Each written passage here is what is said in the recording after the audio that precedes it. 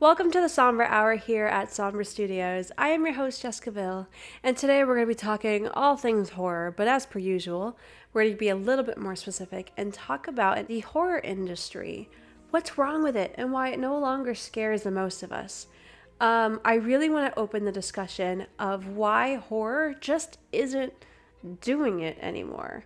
Have you noticed that any horror movie that comes out, it's predictable, it's a snooze fest? I mean, there are a few highlight moments that kind of entertain us for a while, but generally speaking, none of them really make us leave the theater in awe.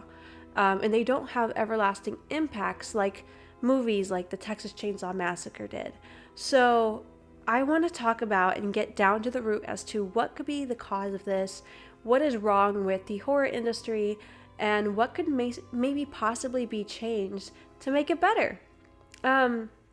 To give some context, I when I did go to college, I didn't finish college, but when I did go to college, I took courses in film history as well as this really awesome. Oh my gosh, you might get jealous because this was one of the coolest courses ever. It was Gothic literature and horror history, which is like one course, and we basically got to see the evolution of horror starting from like Mary Shelley's Frankenstein all the way to now, and it was hands down the coolest thing ever. It felt like I was going to school in Halloween Town. Absolutely obsessed. And if your school offers it, do it just for fun because it was totally worth it. So I feel like I have a few answers as to what's wrong with the horror industry, but even you guys have, I'm sure you guys have all the credentials as well. Even just being a horror fan, if you actually look through film history, but more so, let's narrow it down to horror history, there is a film of every decade. And I've noticed this interesting pattern. I learned this in horror history class that every iconic horror film of every decade is iconic because it represents society and their fears of the time, which is really interesting. If you really look back and think, what was 1954? Creature of the Black Lagoon. Why does that work? Because a lot of people in the 50s often partied and hung out and threw picnics at the lakes. The lakes were a very popular spot for teenagers to hang out, for families to hang out. I mean, you could see photographs of like so many people, I'm talking hundreds, around one lake alone. So how brilliant is it that because a lot of lakes are pretty muddy and you can't really see what's underneath, that you create a fear of a popular place that they like to hang out in. And people were already scared of the concept of regular monsters in general, vampires, mostly werewolves. Those were scary. And Universal was coming out with, Dracula and Frankenstein. And it was just that, it was just perfect. People were fearing monsters, and specifically monsters in places they like to hang out in, like lakes. So Creature of the Black Lagoon is like one of the films that really represent the 50s. We could cherry pick the 70s. This is where Ted Bundy started coming out, John Wayne Gacy. We had a serial killer craze in the 70s and 80s, but mostly starting in the 70s. So what do we have to represent the 70s? I would say Texas Chainsaw Massacre represents it perfectly. The 80s was zombies. This was, the 80s, people were fearing STDs and other diseases that were very unknown. And so the Return of the Living Dead was a great idea. I wouldn't say that movie represented the 80s, but it was one of the popular ones. Michael Jackson's Thriller was great. People were actually afraid of Thriller. Like, people were actually scared when they saw it. And many times MTV would be scared to play it because it was too scary for the average audience. Really interesting. Looking back now, it's not, but zombies were it. Then, let's look at, I don't know, the 90s, the occult. The occult was very popular in the 90s. Witches. We've got movies like Hocus Pocus in 93. The Craft. You go to the 2000s, you could see that the societal fear of the time was technology, specifically the internet. I don't know if you remember gore.com, but gore.com was so popular. It was horrible because the internet wasn't regulated yet, at least not to the degree that it is now. There was not like safety browsing features available. And so you'd have websites like gore.com where people would upload murders, real murders. If you're young and you weren't there for gore.com, I have seen some things. Maybe that's why maybe that's why I'm broken, because I've seen like real stuff. Um but you would see beheadings, stabbings. Oh my gosh, you can't believe what was uploaded on that website. Mostly it was uploaded, like filmed and uploaded from overseas. So a lot of like gangs and stuff would record this stuff and post it. Anyway, the Blair Witch Project, I say, would represent really well the 2000s because one, it played on the internet and found footage. Found footage can only really be seen on the internet at that time, distributed on the internet. So the found footage aspect was super fresh. And then they were still playing on the witch thing, the occult thing, which was still remnants of the 90s. Brilliant. And then on top of that, what they did was for the marketing for the Blair Witch Project, oh, so smart. They created a custom website that looked so legitimate, and they talked about the movies, they talked about the people in the movie as if they were real victims, and then put their death date as if they actually passed away. The actors for the Blair Witch Project weren't even allowed to go to their own premiere and had to basically not exist for a long time in order to pull off the marketing scheme that this is real found footage. And I don't know. Yes, they lied, but yes, that was so smart because everyone bought into it. It terrified people, and it became, I believe, one of the top films of the decade. I would give that also to maybe Paranormal Activity. I wasn't necessarily a fan of like on a critics level. I don't think Paranormal Activity really carries well.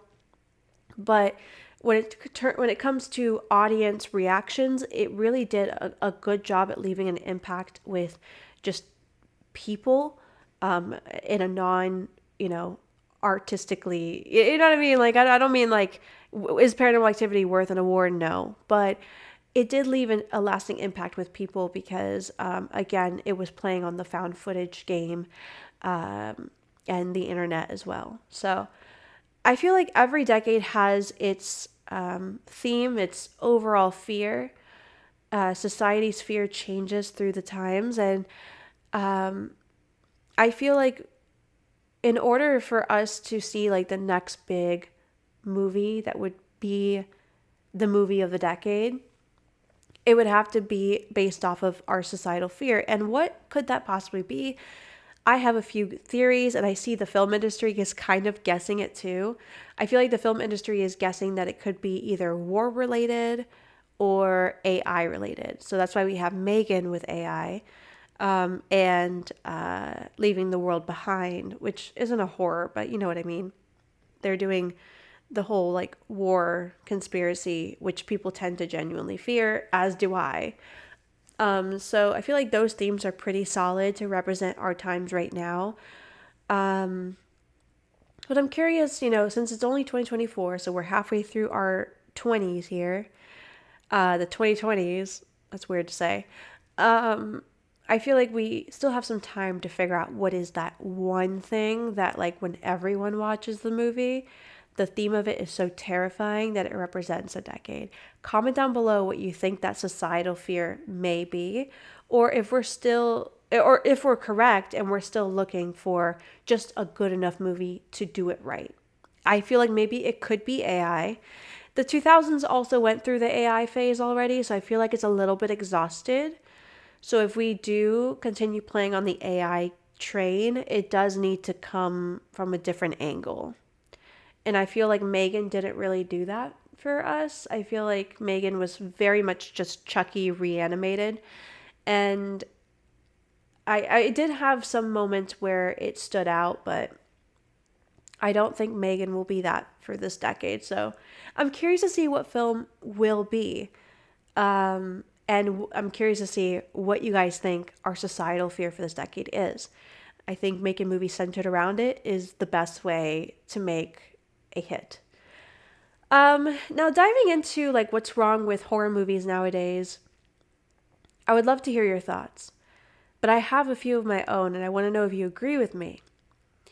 I feel like I, and this does go back to Hollywood hiring businessmen before they hire artists, but I feel like people in the film industry are really reliant on old formulas, expired formulas.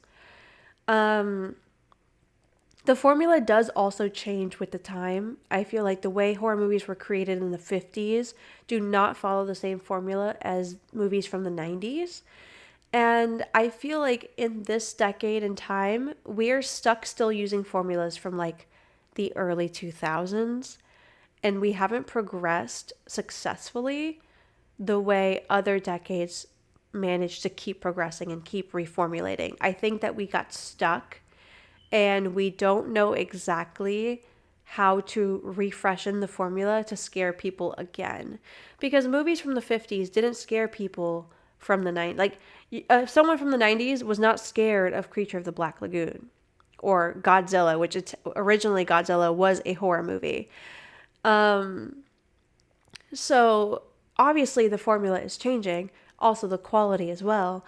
And I feel like now we've kind of hit a wall and we're seeing really old formulas being recycled so aggressively that it's predictable and it's boring and it's frustrating. And I'm so sorry that I have my fire alarm beeping. I am the worst with that. It has been beeping for like 2 years.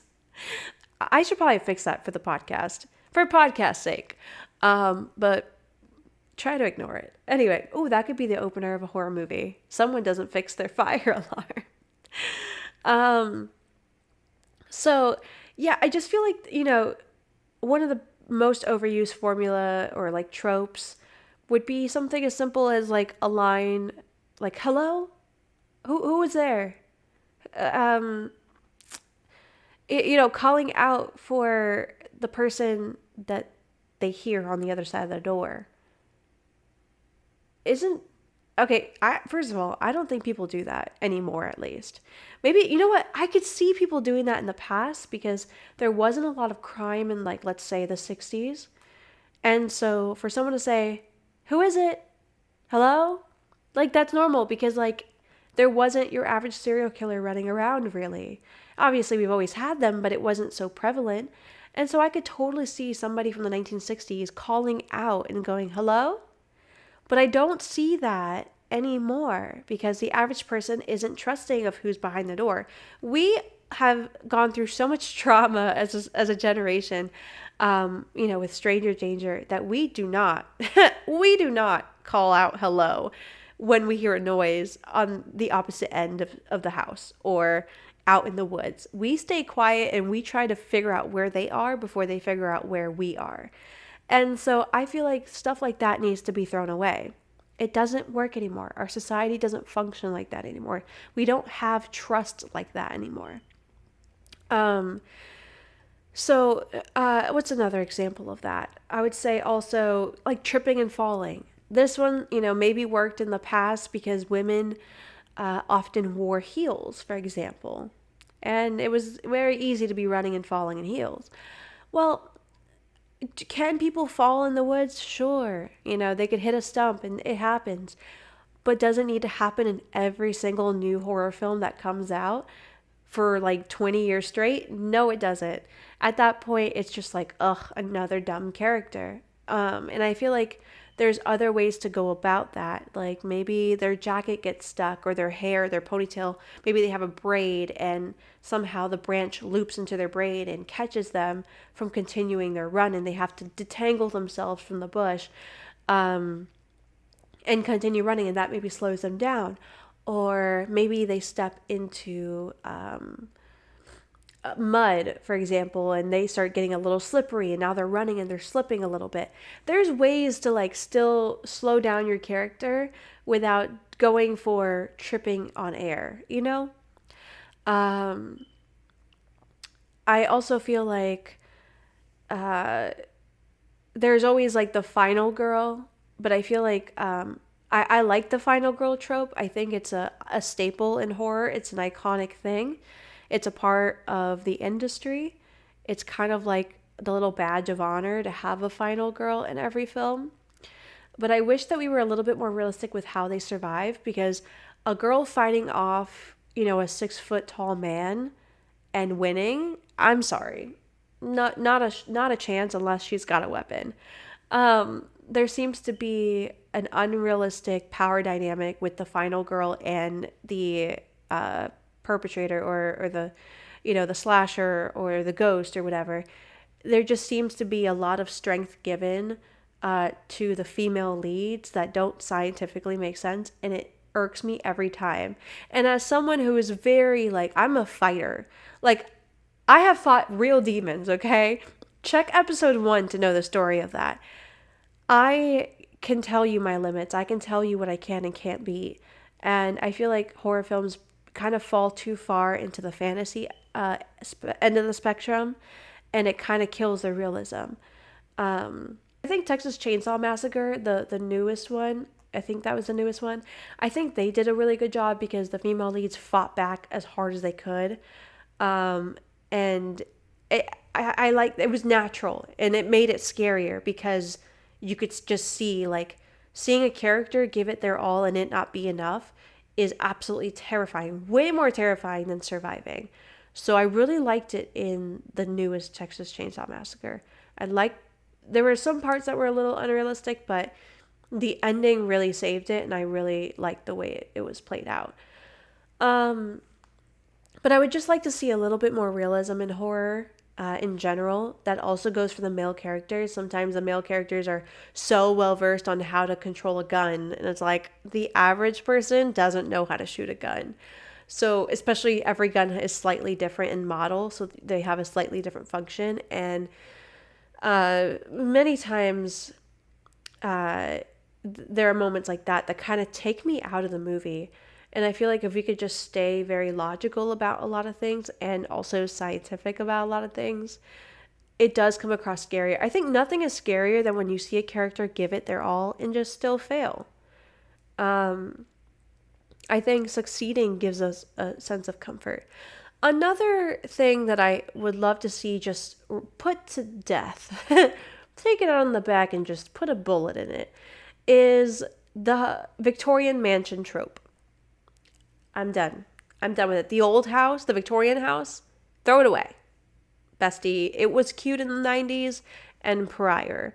I feel like it just doesn't work anymore for 2 reasons. One, the Victorian mansion thing, the big house that's very old from like the early 1900s or the 1800s, it worked in the 90s, it worked in the 70s, it worked in the 60s because people were still able to afford houses like that. Go look at the housing market and tell me who can afford these Victorian mansions. Not me, not you. They're still over $1 million. And on top of that, we have new builds building every day. We get new houses. And so the majority of us, the oldest houses we have now are like from the 70s. That's like the average, with the average being more so from like the early 2000s. And so there's a sense of comfort when a movie takes place in a Victorian home and it's the character's home, because we're like, well, we don't live in something like that. So it's not scary to us. I would be so much more scared if the horror took place in a home that reminded me of my own. I know a lot of people up north still live in relatively old houses, but it's just not the common setting for us to call home. And that feeling of it being foreign just gives us a sense of security that it could never happen to us. Genuinely, horror that feels like it could happen to us is the scariest horror always. And I feel like, the average person doesn't live in a haunted house. So I feel like we could still make movies centered around old homes, but making it the characters' like main living circumstances is just, it automatically takes me off from the movie. Let me know if you feel the same way. But I feel like horror that takes place in modern homes is much scarier. Like Parasite, that was more of a thriller. Is that considered a horror? I know it's for sure considered a thriller. Parasite was great because it was a brand new home. Not only that, but I loved the play on the minimalism. That's something that Stanley Kubrick kind of does really well.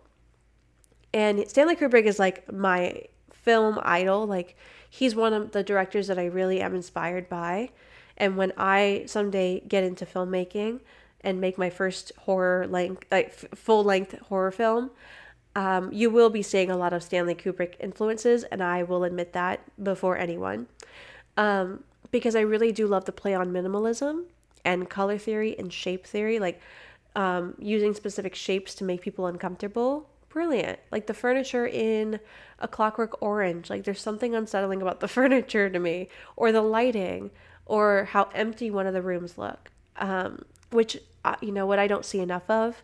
There's a lot of maximalism in horror. I would love to see minimalism. And I think Jordan Peele did a pretty good job at minimalism in Us, specifically in the underground bunkers with the rabbits, you know, that scene.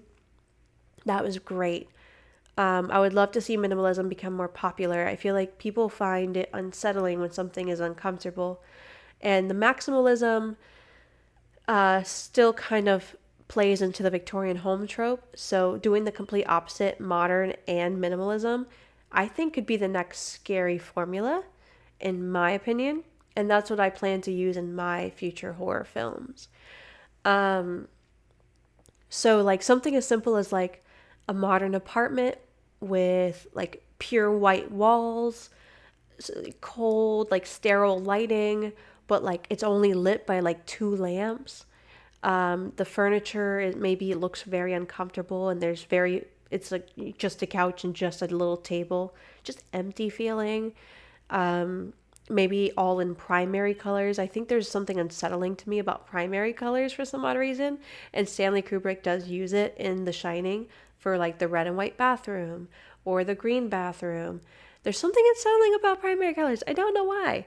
But when it's used with minimalism and when it's used with modernism, it's a brilliant formula. And I definitely plan to use it in mine. It's kind of like playing on the idea of backrooms. If you type in backroom aesthetic on Tumblr, that is exactly what I'm talking about. It is so creepy, so bizarre. I think things that feel uncomfortable really is the key nowadays for us. We've done the maximalism. It's over. Put it to rest. I would also love to see the industry use a little bit less music, which I've been seeing from time to time. But like when they use music for the suspense, I feel like that's an old formula. It worked then. We know now, we're conditioned now to believe, oh, suspense music, we're going to get a jump scare. I would love if we just nip that in the bud and start using silence. I love soundtracks. Don't get me wrong. I do. I love soundtracks. I intend to use music in my films, but I don't intend to use music to lead up to a jump scare. And speaking of jump scares, can we just stop using like lame jump scares that don't make any sense, that are like unnatural? Like I hate when they use actually the music as jump scare. Like they'll hit the drums really hard and then reveal something visually, and it's like yeah, it's fine, but I love it more when like a jump scare is like a natural sound in the environment of the film. Way scarier. Speaking of environment, I would love to see different environments that aren't used often. I know the home was an example I already brought up, but I would also like to lead into saying that like I would love to see a change of pace of like locations. One thing I don't really see often are funeral homes as like main locations. I want to make a funeral home themed horror. Maybe a period piece funeral home. So like we get the old stuff, like the old embalming fluid and like the old ways to like, you know, decorate a corpse. That could be really creepy. I feel like locations like that don't get played up enough, and we keep getting the same old overused locations. I would love to see like a playground, for example. You don't really see a lot of playground horror. And I think that's actually what made Squid Games kind of unsettling. Even though it's not a horror, well, could it be classified as a horror? There were some pretty fucked up things that happened in Squid Games. But Squid Games, for example, the playground, the way they like set it, and it's like unnatural with like the lighting, superficial lighting, and the primary colors, like and the weird girl thing, like that's exactly what I'm talking about as an example. I feel like that change of location could really be refreshing. Oh, you know what I watched? I watched Sister Death the other day, and there was a specific scene that really stood out to me. And it was the scene where one of the nuns is talking to one of the other nuns about these little treats or whatever, and she's actually what it appears to be possessed. And she kind of like she goes back into the background, into the dark part of the room. But instead of like your typical like possessed like arms out look, she does this bizarre arm movement that almost looks like a dance. And I loved it. It's a foreign film. I believe it was made in Spain. Correct me if I'm wrong. But there was just something so creepy about the fact that her arms were doing something so unhuman and just so random, like it makes no sense, that it was like, whoa, I literally like audibly, like out loud, I was like, that is awesome. Like I was so blown away. Because if she did just float back, I would be like, yeah, whatever. But it was just something so small, just a small little shift in making the decision of moving weird that made that trope fresh again. And I feel like that's what the industry is missing. You can use old formulas, you can use tropes if you really want to, but you have to reformulate it so it's better and improved. Or just altogether change the formula from scratch. And I would love to know what you guys would love to see as like a new formula. What are things that you don't want to see anymore, and what are things that you want to see more of? Comment down below. But I really do think that the horror industry right now is a victim of playing the safe card. They're going for things that they know have worked in the past, but they're not realizing that it's not working for the present. And then they're wondering why they're flopping in box office so often, or why they're not getting the reviews that they're looking for. And I'm not quite sure if Hollywood even really cares when you really think about it. That's a whole nother conversation. I mean, Hollywood is paid off by states, by politicians, by ideological groups. There's so many reasons why bad movies come out nowadays, and many times they don't care about what the returns are because they were prepaid by a group of people. That's a whole other conversation, and that's another part of why we're getting such bad movies.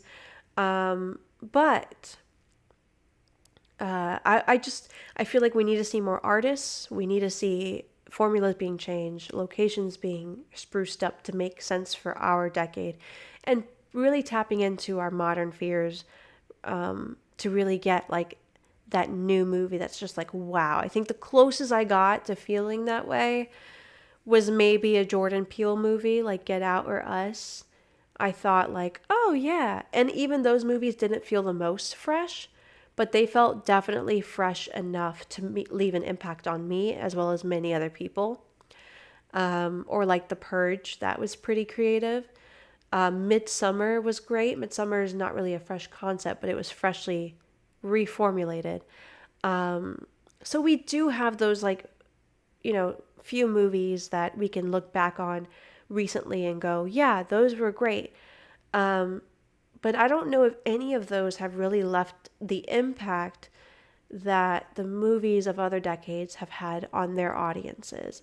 That, I don't know. I think that's more of an opinion thing, or maybe we could look at like performance and box office to really make that assessment. But I don't know if I can foresee Get Out or Us or Midsummer being one of those iconic horror movie posters alongside Nightmare on Elm Street and Halloween and Texas Chainsaw Massacre. Like, like when you collect the posters, Dracula.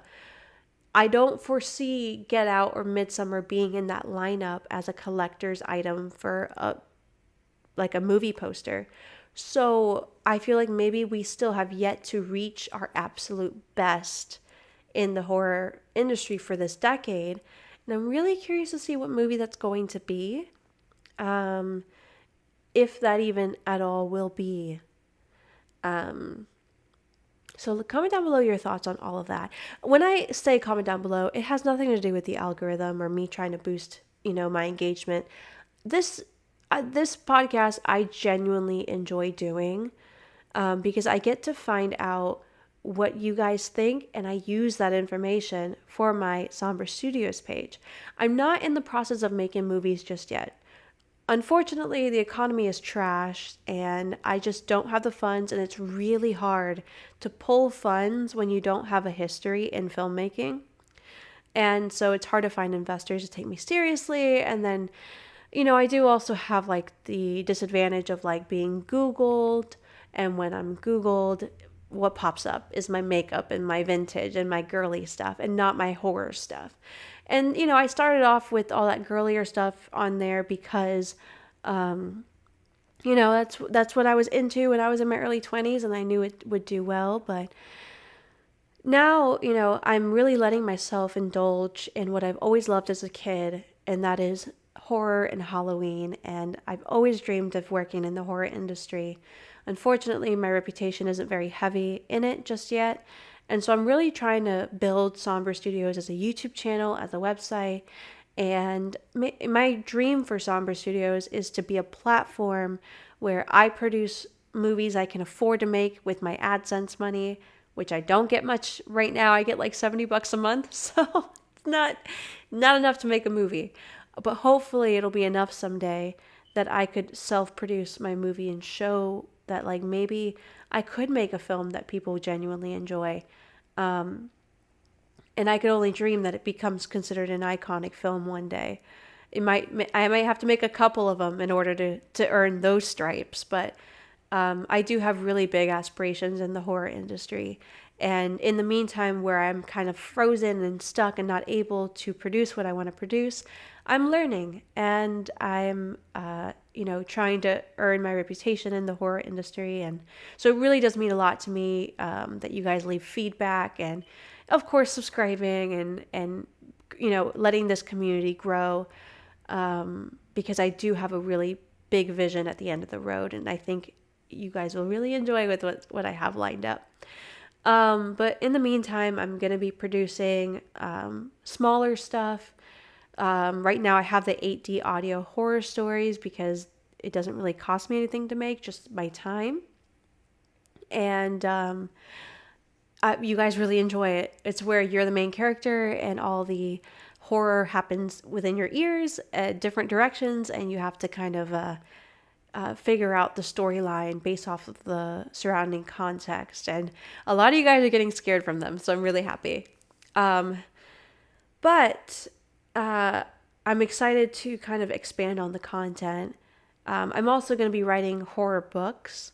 I would love to come out with, like novels that are super scary, because again, it doesn't really cost anything to make a book.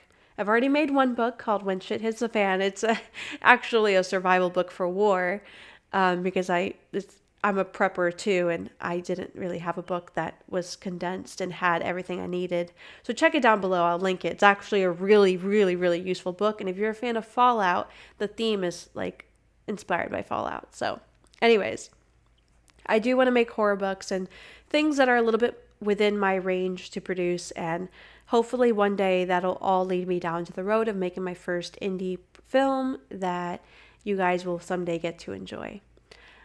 So when I say, let me know your thoughts, I mean it. I genuinely need to know your thoughts. But that's my take on the horror industry nowadays. We seem like we're sort of getting it together. There are more films coming out that I'm like, okay, you're figuring it out as an industry, but we haven't gotten there quite yet. And we were really in the shitter, I would say like less than 5 years ago. We were putting out some stuff that I'm like, what is this trash? No offense. I feel so bad calling some movies trash because bad movies are good movies. It takes the same amount of effort to create it. And I have mad respect for anyone who makes a bad movie. But there are some that are just like questionably bad. Like, how did nobody clock something so obvious. Anyways, um, I'm happy to see that we're sort of turning the boat a little bit, but we still have a long way to go in order to really get on our feet as a genre. It's been a while since we've had a really, really good streak of horror, and I look forward to hopefully getting that magic back. But again, with how Hollywood has been functioning, it's a little different nowadays. It's not really art first. I don't have the most hope. So, what I'm really hoping for is that society starts looking at independent filmmakers for horror, and we can sort of allow smaller filmmakers to create studios and to kind of, retire the really, really, really obnoxiously big studios with all the money in the world who are not putting that money to good use. I think that budget doesn't directly reflect quality. And I mean, the horror industry itself, the genre, has to agree with that because the horror industry has been discriminated against since film has been a thing. Oftentimes, the horror industry is treated as like the cheap cinema that isn't worth earning awards for, and so that's why you don't see a lot of horror movies with awards. It's not because they're not good enough. It's because there is a genuine discrimination against the genre by critics. They just call it lazy filmmaking. And I think that the horror industry, the horror genre genuinely belongs to, the smaller budgeted outcast filmmakers who can turn $10,000 into the scariest movie of all time. It has been done and it can continue to be done if we continue putting artists first who have the vision and hold the light for our future. So I look forward to the industry growing and getting back on its feet. Right now it's looking a little foggy. Stay tuned. I talk about all sorts of things. It could be just personal opinions like today, or it could be horror history. It's getting kind of dark out, kind of spooky. Just anything related to the genre. We're going to talk about it. Personal stories, you name it. So definitely check out the Somber Hour here on YouTube and on Spotify. Please forgive me. Spotify logged me out of my account and I have been trying so hard to get back in. Have not been successful yet, but I'll upload the rest of the episodes on Spotify here soon. And I'll see you guys in the next Somber Hour and hopefully in your nightmares.